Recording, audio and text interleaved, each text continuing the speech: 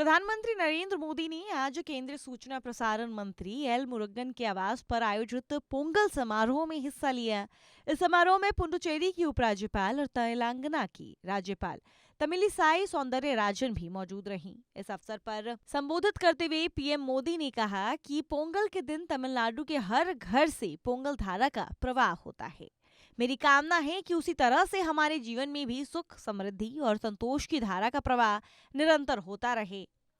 प्रधानमंत्री नरेंद्र मोदी ने आगे कहा कि साथियों, यहाँ मुझे मेरे कई परिचित चेहरे नजर आ रहे हैं। पिछले साल ही हम सब इस अवसर पर मिल चुके हैं। मैं मुरुगन जी को धन्यवाद देता हूँ कि उन्होंने मुझे इस अद्भुत आयोजन में शामिल होने का अवसर दिया।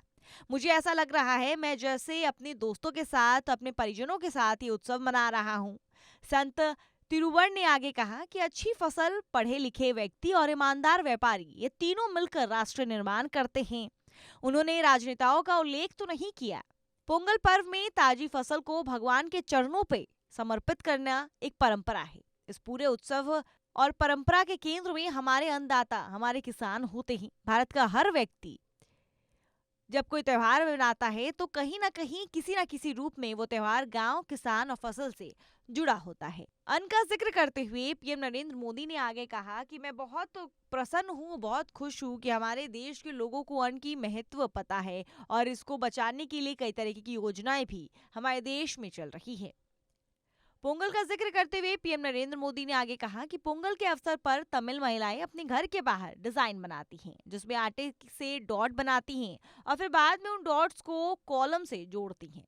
और हर कॉलम का एक अपना महत्व होता है। हमारे देश और उसकी विविधता भी इसके कॉलम जैसी ही होती है। जब देश का कोना कोना एक दूसरे से भावात्मक रूप से जुड़ता है तो हमारी नई ताकत उत्पन्न होती है।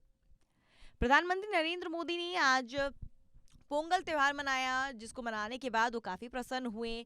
यहाँ तक कि उन्होंने केंद्रीय सूचना प्रसारण मंत्री एल मुरुगन को धन्यवाद भी किया कि उन्होंने उनको इस उत्सव में हिस्सा लेने के लिए अपने आवास पर बुलाया। उसके बाद उन्होंने ये उत्सव मनाया, सबके साथ मनाया और वो काफी खुश रहे। उन्होंने एक बात कही कि जिस तरह से पोंगल त्योहार में लोग पोंगल धारा का प्रवाह करते हैं, बिल्कुल उसी तरह से आम जन के जीवन में भी सुख, समृद्धि और संतोष की धारा का प्रवाह निरंतर होता रहे।